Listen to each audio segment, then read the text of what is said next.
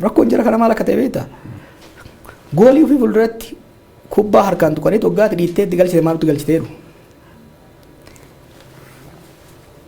Minilik waan Oromoo godhe yaadannoo Oromoo keessatti maal akka ta'e osoo beekan siidaa Minilik ijaaran san qofaa Minilik faarsan Oromoo biratti Minilik faarfamaa miti jibbamaadha diina kanaaf Minilik kan faarsinuu miti kan gamoo isaa ijaare siidaa isaa ijaare nuu miti waan baay'ee si gaddisiisu agarta baalee dhaqee waan hin arge jara kanaan qeerroo kuma shan wareegamee aangootti isaan baaseef waan takka yaadannoo tokko son godhin gootota keenya busheessa nama Oromoo biratti diina number 1 ta'e miliyoona itti baasanii siidaa ijaaraa fi kana ajandaan godhinaa maal jechuudha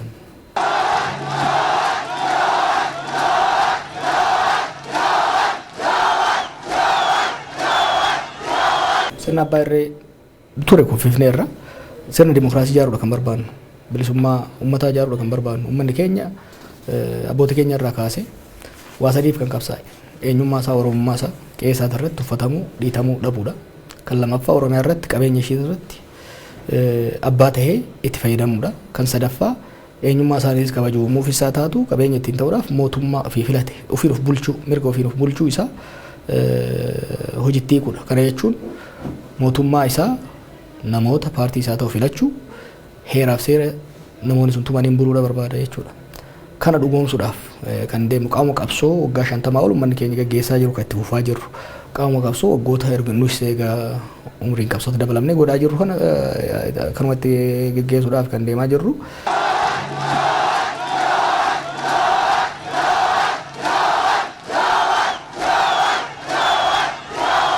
paartileen biraas qaamni mootummaas akka of qopheessuudhaaf Ameerikaa irraa kaasee asittis kan godhaa jirru dadammaqiinsa gahaatu kan dhufe uummanni keenya baay'ee nama boonsa qaamni mootummaa guutumatti withdraw godhe dirqama nageenya tiisisuutis dhiisee keessaa qabee garuu uummanni keenya gara magaalota 49 fakkaata waggaa Harargee fi inni dabalu 40 wayii keessa deemne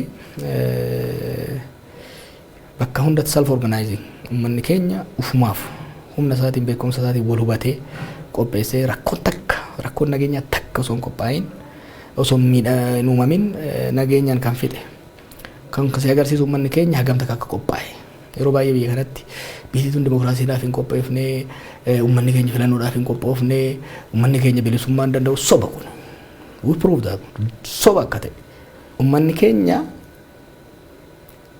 of gurmeessee of jaaree kumaatamaan bahee bishaan osoo hin jigin baajanii mootummaa osoo ramadamaniif eegumsi mootummaa osoo ramadamaniif jaarsonni qeerroon dubartoonni walii galanii qophii kana hunda qopheessanii baay'ee sodaachaa ture bakka hedduutti rakkootu uumama jenne rakkoon tokko osoo uumamin dhumuusaa agartu uummanni keenya dheebuu guddaa akka qabu aarsaa kafalee gatii gochuudhaaf filannoo kanaaf fuli reedii akka ta'e dammaqiinsa amma nuti yaanne ol akka qabu qophaa'ina gahaa akka qabu deeggarsa nu godhuutti miti kan laalee kana deeggarsa nu godhu osoo hin ta'in dimokiraasiidhaaf filannoodhaaf mootummaa ofii filachuudhaaf hammam tokko akka qophaa'edha kan agarre gama ummataatiin ergaa ifa ta'e qaama hundaaf dabarseera sosochiin nu godhaa jirruu fi turre immoo warra nuun falmanis paartilee siyaasaa adda addaatis akka riba keessaa dammaqanii dhimmi filannoo ajandaa guddaa ta'e akka bahu godhee jira akeeka keenya akka dhaabattis akka biyyaattis galmaan gahaa jira natti fakkaata.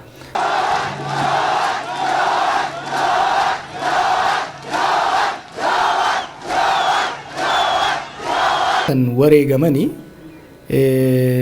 lafatti miti gumaan isaanii maaliin baha maali jennee kan dhaadataa turre gumaan isaanii bilisummaadhaan baafna gumaa isaanii mirga abbaa biyyummaa kabachiifneeti kan baafnu gumaa isaanii waan isaan wareegamanii galmaan geenyeeti uummata keenya kan jenne gumaa abboota keenya nu biraa kufanii obboleeyyan keenya nu biraa kufanii baasuu yoo barbaadan taate filannoo kana irratti hirmaadhaadha maali wanni reefu waan siin jedhe waa sadiif qabsaa uummanni Oromoo waggaa 50 darbe eenyummaa isaatiin kabajamu qabeenya ofii irratti abbaa ta'u mootummaa ofii filateen buluudha gumaan Elemoo Qilxuu isaa taatu, Taaddasa Birruu isaa taatu, Waaqoo Guutuu isaa taatu, qeerroowwan kaleessati isaa taatu kaayyoo isaan kufaniif san galmaan gahuudhaani. Gummaa isaanii baasuu yoo barbaade taate kaayyoo isaan kufaniif san. Kuni dhaadannoo qabsaa'onni adda bilisummaa Oromoo keessattis bakkoota adda addaattis godhaa turan ittiin deemanidha. Warra qabsoo Oromoo hin beekne kana ajandaa gochuu barbaada malee of course gumaa baasuudhaaf kan qabsoofnu. Gumaa uummata biraa kufe kaayyoo isaanii galmaan gahuudhaan baafna jechuudha. Gumaa baasuun immoo afaan Oromoo wallaaluu irraa dhufa. Gumaa baasuun immoo haaloo bahuu miti, riveenjii miti.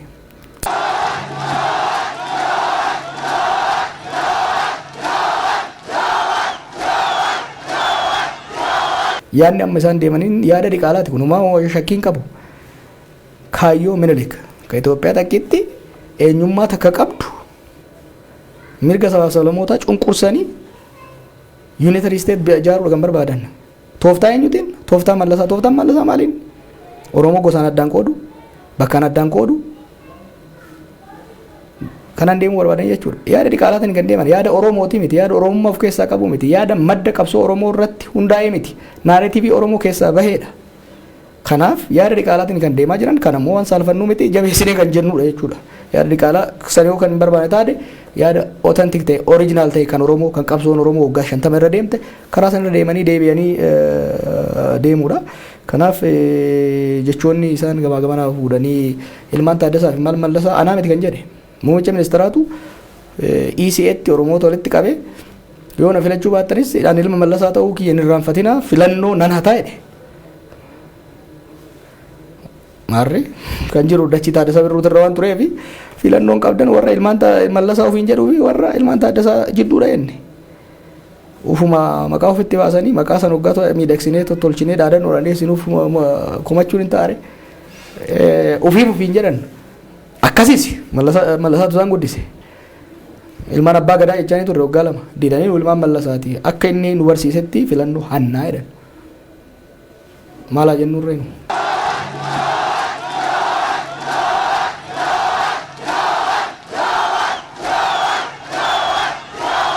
Talladhaa dhiifne jarri kun obboleeyya keenya kaleessa Mallasaa hin dongorsiise malee humnaan gadi qabe malee ilmaan keenya nu fayyanii ilmaan abbaa gadaa odoo jennee ufumaaf deebi'anii Minilikif siidaa dhaabanii nu ilmaan Mallasaati korojoo hannaa jedhanii maalaa jennurree goolii ofii duratti kuwaasii harkaan tuqanii hoggaa dhiinneetti galchinu maa nutti galchitaniin waan hin taane.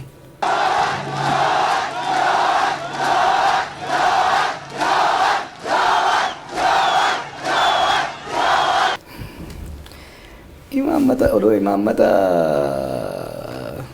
bakka biraatti galabbatanii fidaniiti silaa biituun qaata bakka biraa geesse. Paartii loogoo ofiitu oriijinaal hojjechuu dadhabee kooppii godhutu waa'ee imaammataa nama gaafata. Dhugaa Mararaa Guddinaatu rakkoo imaammataa qaba. Hayyummaa keenya shakkirra galaniiti immoo rakkoo imaammataa. Paartii bakka miti imaammata hin qabne kaafaa'uun paartii waggaa 23 as jiru dabara. Imaammata ifaan ifatti sagantaa ifaan ifatti karoora tarsiimoo lafaa qaba. Duulli amma godhaa jiru duula uummata dammaqsuuti. Hiriira guddaa irratti dhaabannee imaammata keenya peejii 100 haa dubbifnuu barbaadani. No, we know what we're doing. Beeku isaanis waan godhaa jirru nuyi hin beekna. Imaammata sun rakkoo hin qabu. Sun imaammata keenya namni barbaade ifatti wajjira keenya fudhachuu danda'a qabu isaanis kun waan baay'ee nama yaaddessuu miti.